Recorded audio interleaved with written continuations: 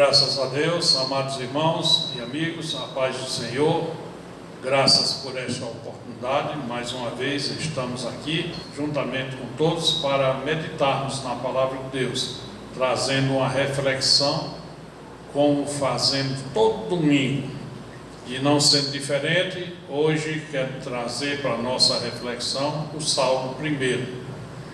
Esse Salmo 1 é um salmo muito conhecido e passarei a ler, que diz assim: a epígrafe do salmo é: a felicidade dos justos e o castigo dos ímpios.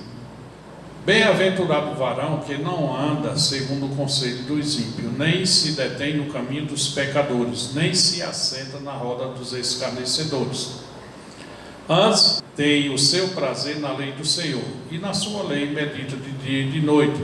Pois será como uma árvore plantada junto a ribeiro de águas, a qual dá o seu fruto na estação própria, e cujas folhas não caem, e tudo quanto fizer prosperará. Não são assim os ímpios, mas são como a moinha que o vento espalha. Pelo que os ímpios não subsistirão no juízo, nem os pecadores na congregação dos justos. Porque o Senhor conhece o caminho dos justos, mas o caminho dos ímpios perecerá. E a nossa reflexão se detém mais no versículo 1. E ao iniciar esse trabalho, como fazemos sempre, nós vamos louvar a Deus com o hino de número 126 da nossa harpa cristã, que tem também como epígrafe: bem-aventurança do crente. Bem-aventurado o que confia no Senhor, como fez Abraão. Ele creu ainda que não via, e assim a sua fé não foi em vão. É feliz quem segue fielmente nos caminhos do Senhor. Na tribulação é paciente, esperando no seu Salvador. Este é o hino que passaremos a ouvir na nossa harpa cristã, na nossa igreja, Assembleia de Deus.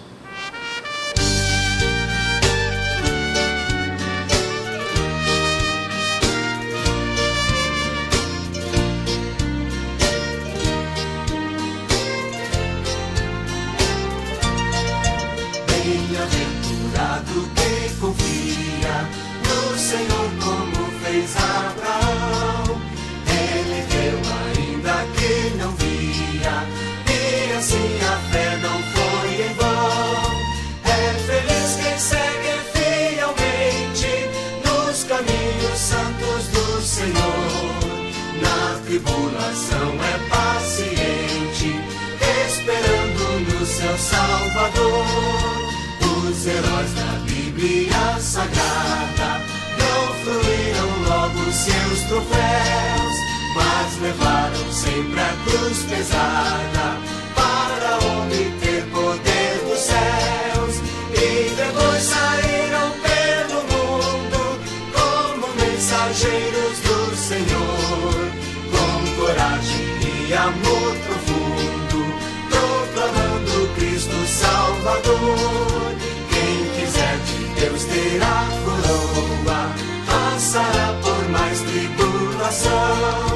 Às alturas santas ninguém voa, sem as asas da humilhação. O Senhor tem dado aos seus queridos parte do seu glorioso ser. Quem no coração for mais ferido, mais daquela glória há de ter. Quando aqui as flores já fenecem, as do céu começam a brilhar. Quando as esperanças desvanecem, o aflito crente vai orar.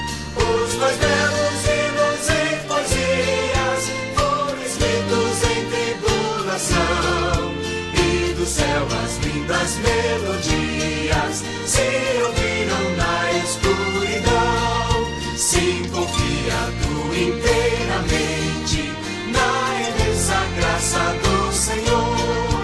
Seja de ti longe o desalento, e confia no seu santo amor.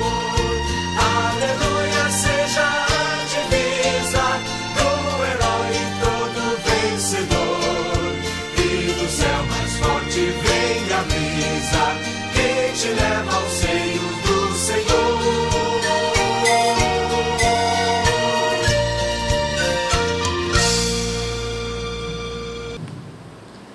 Retornando, amados irmãos, após este louvor contido na nossa harpa cristã, queremos voltar aqui ao Salmo 1.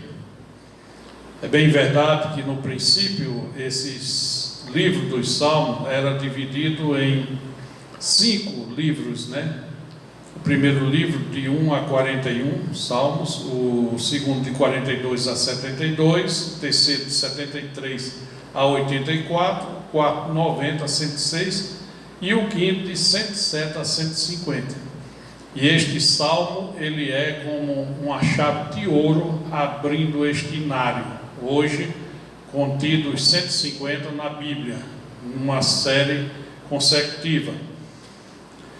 E ele está dividido naturalmente em 2 partes, né? Que nós vamos fazer um apanhado rápido aqui para a nossa reflexão. Do primeiro versículo até o terceiro, ele trata da felicidade e bem-aventurança dos justos e seus procedimentos e suas bênçãos a receber do Senhor. As promessas divinas que serão para os que confiam nele, né? A segunda parte, do versículo 4 ao verso 6, contrasta o estado e o caráter dos ímpios, seu futuro e destino final. O salmo inicia com uma bênção, assim como Jesus iniciou o Sermão do Monte também com a bênção, né? Bem-aventurado, as bem-aventuranças. Este salmo contém a própria substância, a quinta essência, vamos dizer assim, do cristianismo. Podemos chamar até de o guia dos crentes, dos cristãos, daquele que crê. Este salmo é como se fosse uma bússola para o crente, né? Numa síntese, os justos são abençoados e os ímpios são infelizes. É uma simplificação do raciocínio quanto à leitura do salmo. Ele nos mostra para nós dessa forma. É bem verdade que Charles, Agostinho e também muitos outros teólogos, né, têm feito comentário a respeito desse salmo, cada um segundo a sua forma de ver, né? E Agostinho Jerônimo, ele mostra o caráter e a recompensa do justo, mas ele deu a entender um pouco também que esse justo seria Jesus Cristo, porque não existe nenhum justo na face da terra. O apóstolo Paulo mesmo chegou a dizer: todos pecaram e destituídos estão da glória de Deus. Então não há justo na face da terra. Então esse salmo poderia ser uma referência a Jesus, o justo, o perfeito, né? E Agostinho faz também essa referência.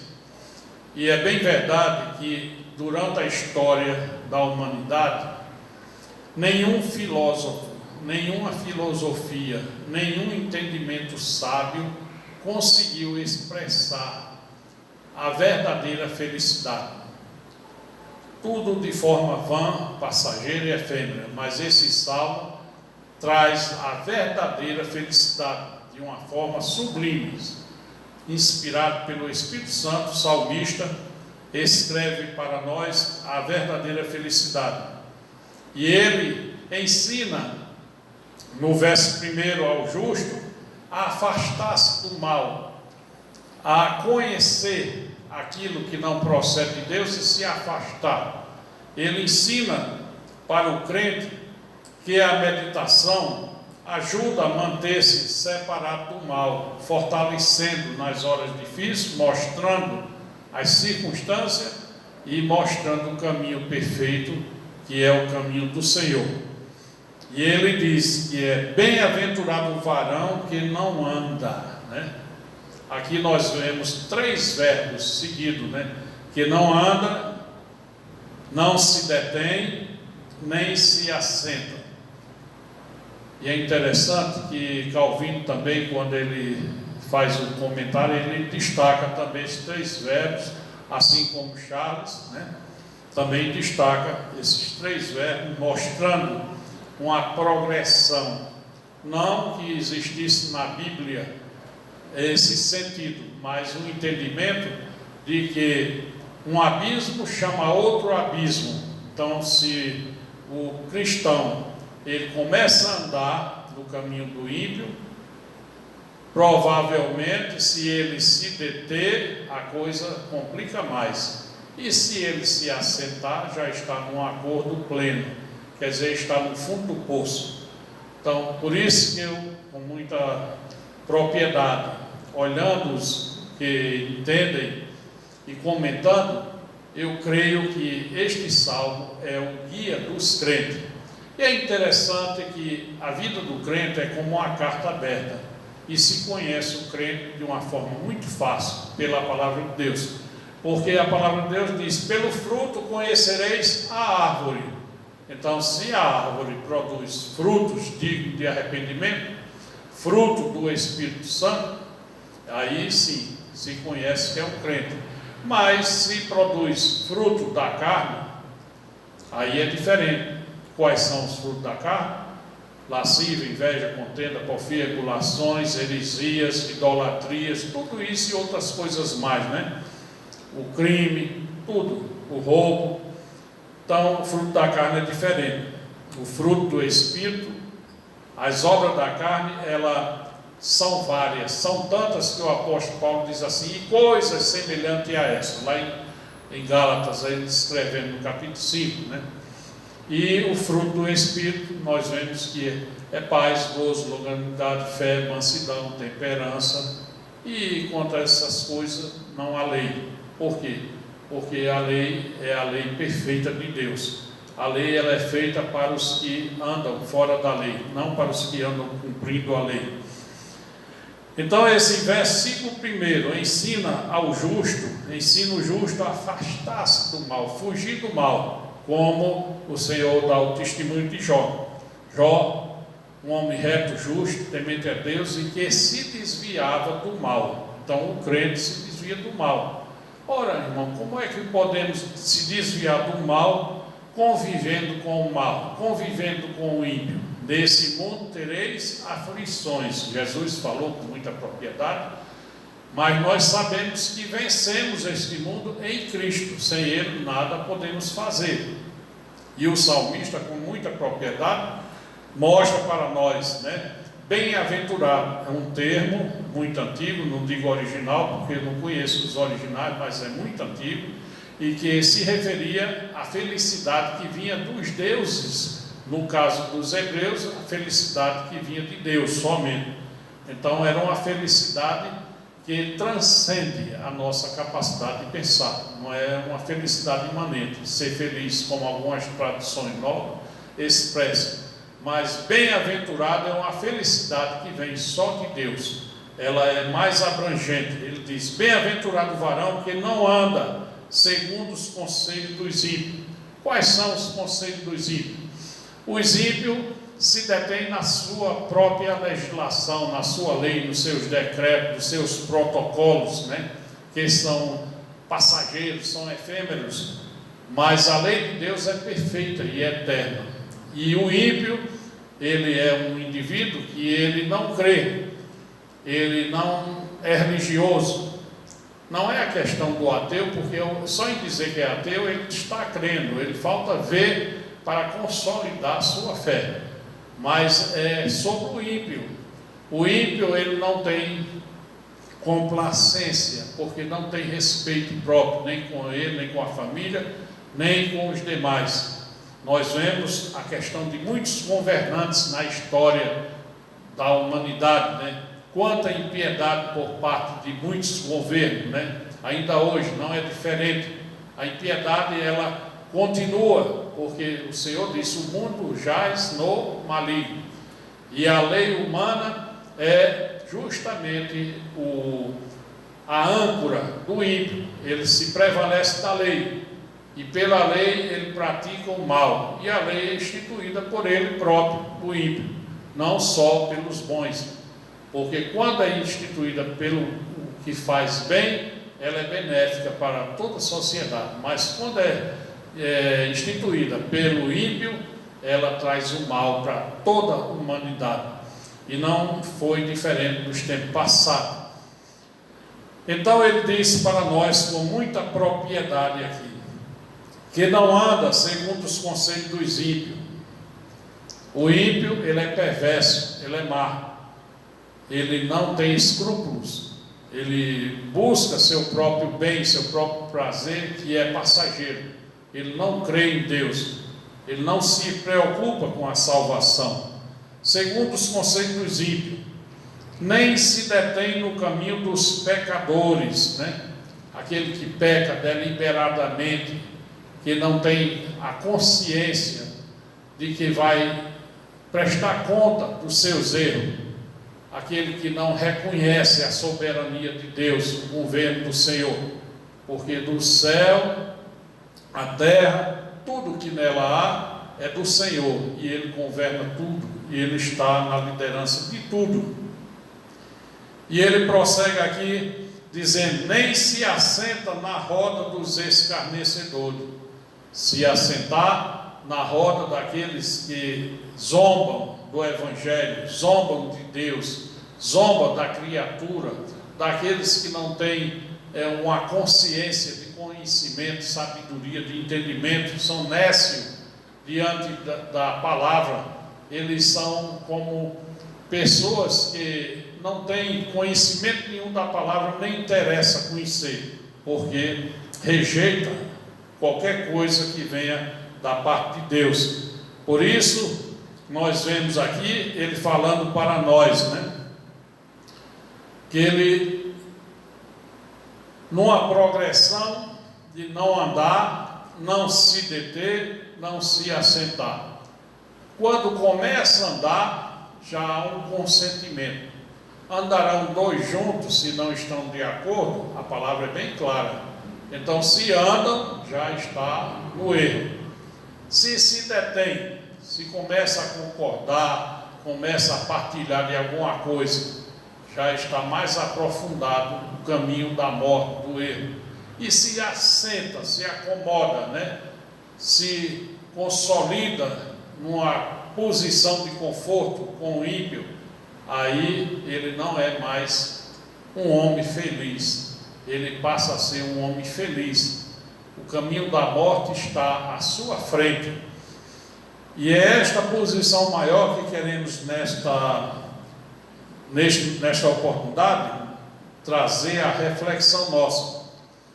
Muitos dizem, eu creio em Deus, a sua própria maneira, a sua autojustiça leva a criar um Deus imaginário e você crê. Isso é uma fé que não é a fé verdadeira. A fé verdadeira é o crer na palavra de Deus, crer em Deus de todo o coração, de toda a alma, de todo o entendimento. Não é um crer de superstição, é com sabedoria, porque o reino de Deus é um reino de sabedoria e de conhecimento e entendimento, é um reino eterno, perfeito. Não há sombra nem variação neste reino. Também no Senhor não há sombra nem variação. Tudo que Ele fala é eterno e perfeito. Não há o que retroceder, porque Ele é perfeito. E vendo esta palavra, bem-aventurado o varão que não anda segundo o conceito dos ímpios, nem se detém no caminho dos pecadores, nem se assenta na roda dos escarnecedores, aí sim, este é feliz. Então, olhando estas palavras aqui, que são superior a todas as filosofias existentes no mundo até hoje, juntas, que venham a expressar a verdade sobre a felicidade, esta aqui, nesse salmo, é superior, transcende a todo e qualquer pensamento filosófico sobre a verdadeira felicidade, porque aqui está a verdadeira felicidade. O homem que teme a Deus, o homem que anda segundo o conselho de Deus, segundo a palavra de Deus, segundo a lei de Deus, esse sim é feliz. E ele faz aqui no verso 2, o prazer, né? Antes tem o seu prazer na lei do Senhor, e na sua lei medita de dia e de noite. O prazer da palavra de Deus, a lei do Senhor, ao meditar dia e noite, ele pode ver os benefícios, a ajuda e empecilhos da meditação, né? Refletindo e decidir por continuar no caminho perfeito e se fortalecer para não cair no mal. Esta é a palavra de Deus para o homem feliz, né? Ele mostra esse caminho e prossegue no verso 3 e 4: pois será como a árvore plantada junto a ribeiros de água, a qual dá o seu fruto na estação própria, e cujas folhas não caem, e tudo quanto fizer prosperará. Tudo quanto faz prospera. Aqui nós não estamos dando um estudo, estamos fazendo uma reflexão rápida, porque o tempo nosso para este propósito é limitado. Queremos aqui dizer o seguinte: como árvore plantada junto a ribeiros d'água, naquela região onde o povo de Deus estava, existia uma planta que ela tinha as folhas bem verdes, escuras, né? E era justamente perto de ribeiros, que era plantada, né? Nascia naturalmente e era plantada. E é um resultado, talvez, tirado desse pensamento, de olhar, né? De junto a ribeiro d'água, a qual dá o seu fruto na estação própria. Interessante que a gente olhando aqui, pois será como árvore plantada. Amados irmãos, tem outro detalhe aqui. Uma coisa é a planta nascer deliberadamente, naturalmente, sem ninguém plantar. E outra coisa é a planta plantada. É uma planta escolhida. É uma planta que vai ser cuidada. É uma planta que vai ser regada. E esta planta não vai sofrer porque alguém está cuidando dela. Então a expressão do salmista nos leva a entender que será como a árvore plantada junto a ribeiro d'água, já com a promessa de vida duradoura, junto a ribeiro d'água, e faz a menção daquele que foi plantado em Cristo, a água da vida, né? Louvado seja Deus. É muito maravilhoso meditar na palavra de Deus, a qual dá o seu fruto na estação própria. Não é um fruto fora de tempo, né? Mas o fruto no tempo certo. Não é algo pervertido, mas algo estabelecido que produzirá o resultado no tempo certo, né? Cujas folhas não caem, tudo quanto fizer prosperará. A natureza, né? Nós vemos aí a atuação da natureza, as causas, né, da natureza, e sinais e resultado da verdadeira prosperidade. Não são assim os ímpios, mas são como a moinha que o vento espalha. O irredemoinho, a moinha que o vento espalha. Ele aqui já entra mostrando na segunda parte do Salmo, fazendo uma contraposição do justo e do ímpio. O ímpio perecerá, o ímpio terá fim, mas o justo, ele prosperará. É maravilhoso ver o quanto o salmista detalha aqui para nós, neste salmo, a verdadeira felicidade. A felicidade do justo é estar com o Senhor, com seu Senhor, o agricultor verdadeiro. Nós somos como varas enxertadas na videira verdadeira, que é Cristo, né? E precisamos dessa seiva, desta árvore para viver, para produzir as folhas e fruto. Sem Cristo nada somos. Daí a necessidade de observar dentro de um vernáculo, dentro de uma situação escrita, como o salmista, direcionado pelo Espírito Santo, escreveu para nós, leva-nos a ver que o crente verdadeiro, ele não se comunica, não se junta, não aceita filosofias que são contrárias à palavra de Deus. Não há possibilidade. Por isso, algumas ideologias políticas no mundo, desde o passado, conhecendo que o cristão verdadeiro não se junta aos princípios ímpios, eles preferem rejeitar o cristianismo, acabar com o cristianismo, mas nós sabemos que o justo prosperará e o ímpio perecerá. O ímpio será julgado duas vezes diferente. Nós seremos julgados de uma forma junto com a igreja, com os santos, mas o ímpio não será julgado com os santos, será diferente. A palavra de Deus nos mostra que a condenação dupla do pecador no tribunal de justiça, separado dos santos, né?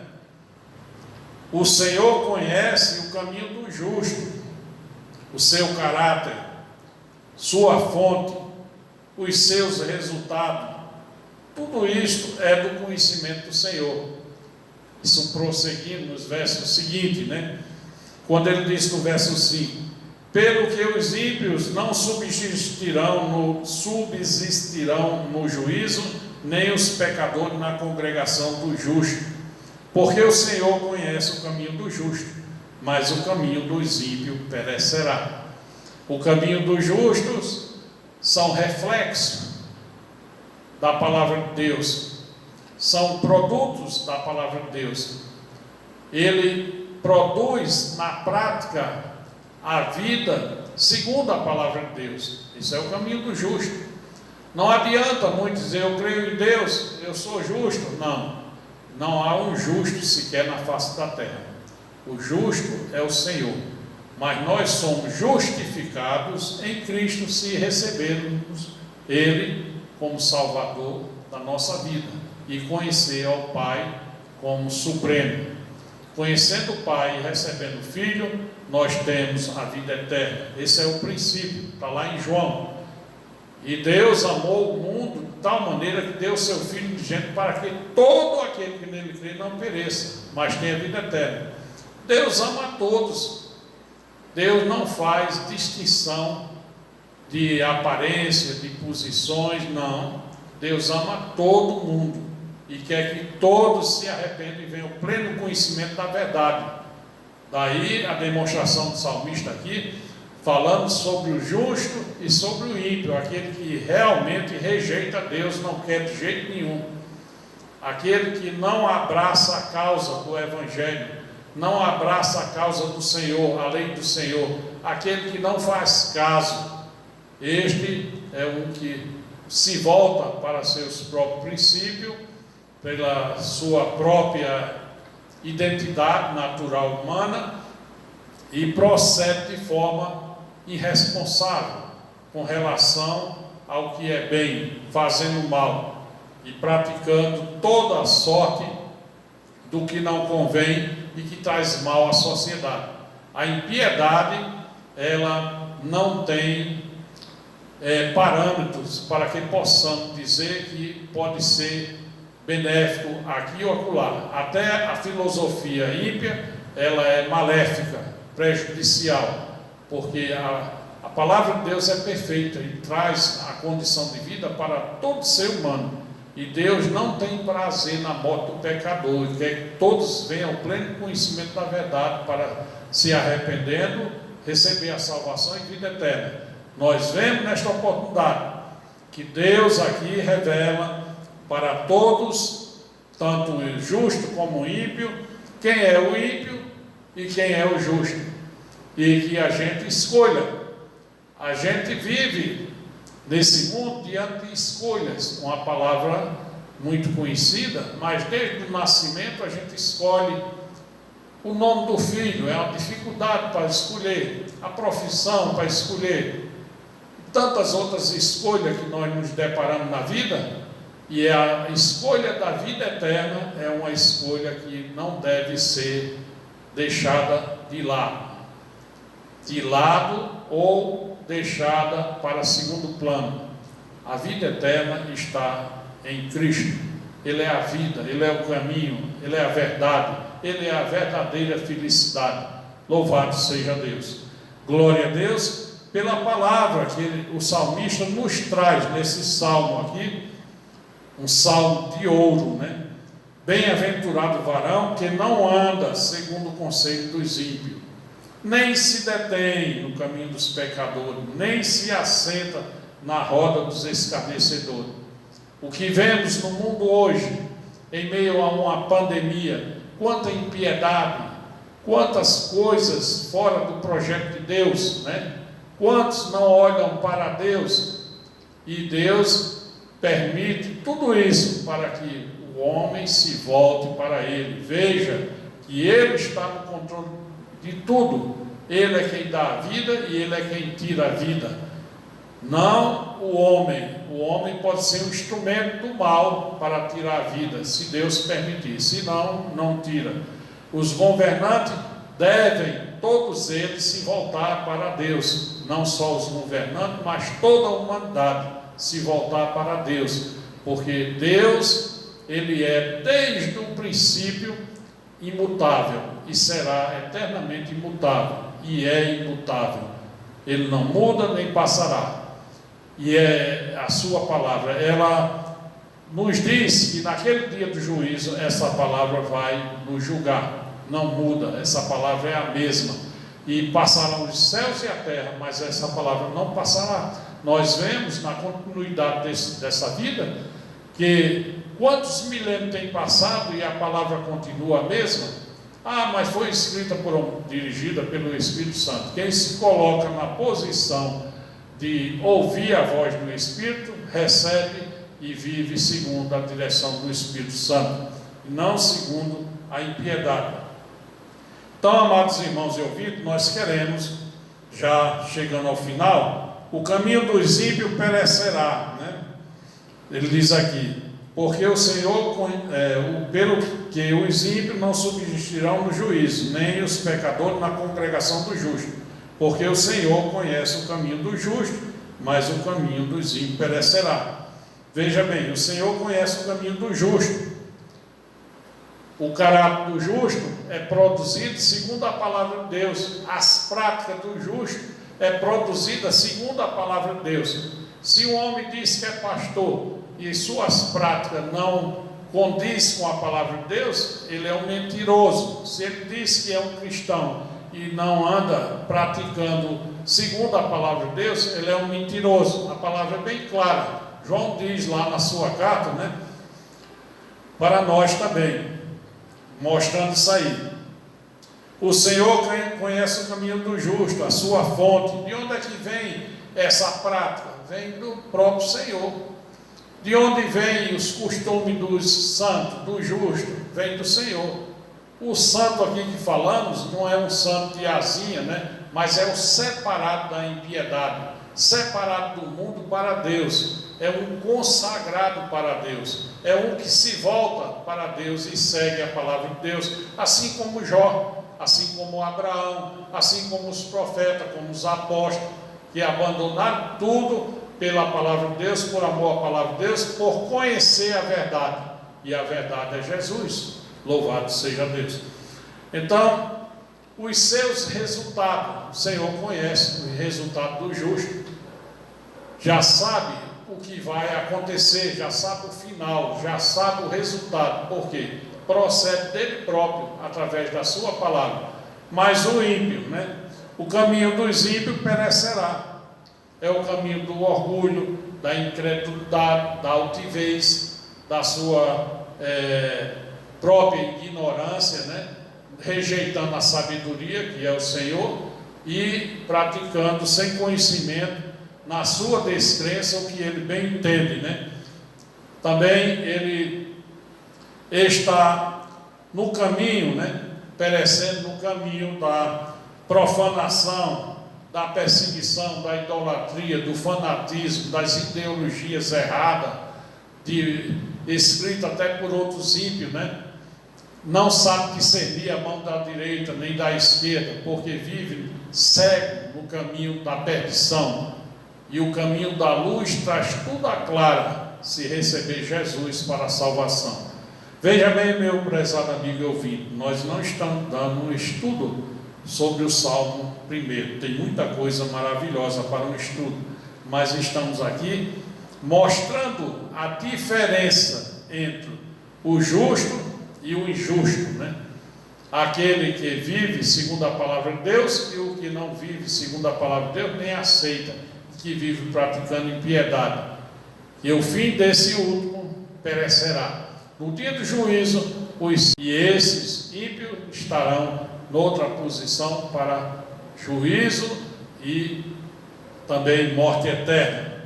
Louvado seja Deus. Então, queremos aqui destacar mais uma vez: o crente, o cristão, não anda segundo os conceitos dos ímpios, nem se detém no caminho dos pecadores, nem se assenta na roda dos escarnecedores. Antes, seu prazer está na lei do Senhor, e na sua lei medita de noite. É como árvore plantada junto a ribeiro d'água, cuja estação própria ele dá o seu fruto, e as folhas sempre verdinhas não caem. Nós chamamos a atenção e queremos aqui destacar uma coisa: não há possibilidade nenhuma de um cristão verdadeiro abraçar filosofias ou ideologias ímpias. Não há possibilidade. Nem governos que rejeitam a palavra de Deus, não há possibilidade. O verdadeiro cristão não. Muitos testemunhos desses já vimos na história. Pagaram com a própria vida, mas não se dobram ao erro. A falta de conhecimento de Deus, a falta da salvação verdadeira que está em Deus, a falta da felicidade verdadeira que está em Deus. Que Deus em Cristo nos abençoe, que nós possamos meditar nesta palavra e mais adiante estudando este salmo e ver que o caminho do Senhor é perfeito, né? O caminho do Senhor, não existe outro caminho. O caminho dos homens é um caminho de morte, pois todo pecado destituído estão da glória de Deus, eles estão todos no caminho da morte. Há necessidade de se arrepender e crer no Evangelho, assim como João pregou, assim como Jesus pregou, assim como os apóstolos pregaram, assim como nós pregamos hoje. Arrependei-vos e crede no Evangelho.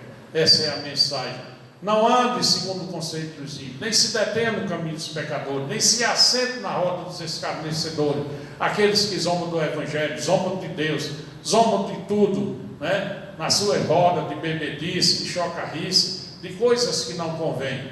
O caminho do Senhor é o caminho da vida. O próprio Jesus disse: eu sou o caminho, a verdade e a vida, ninguém vem ao Pai senão por mim.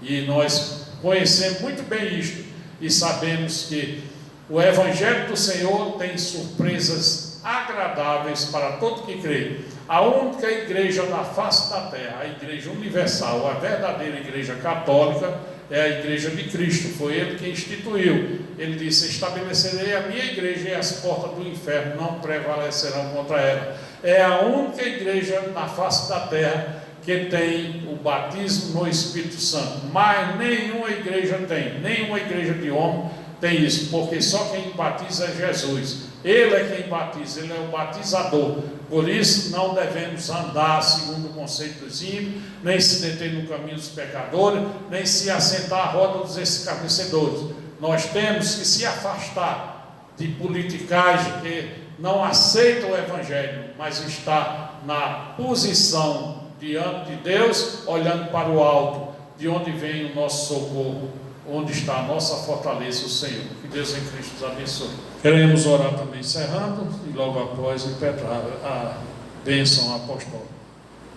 Eterno, maravilhoso Pai Celestial, te louvamos, te agradecemos na beleza da tua santidade, somos gratos pelo privilégio que nos concede mais uma vez de estar nesse momento, nesta oportunidade, trazendo uma palavra de reflexão para nossos amados irmãos no culto no lar, onde nós simplificamos muito, trazendo apenas um trecho pequeno para a nossa reflexão pelo tempo, pedindo da tua bênção sobre todo o ouvinte, sobre todo o lar, Senhor, dos ouvintes, daqueles que estão doridos por falta do ente querido, por perda, também por aqueles que estão enfermos. Senhor, tem misericórdia, cura, sara, liberta, Senhor, também salvando e curando e batizando com o Espírito Santo todos, Senhor, para a glória do teu nome. No nome santo de Jesus te oramos, te agradecemos tudo. Amém. O amor de Deus, nosso Pai, a graça do nosso Senhor Jesus Cristo, a comunhão e as consolações do Espírito Santo seja com todo o povo de Deus, desde agora e para sempre. Todos digam amém.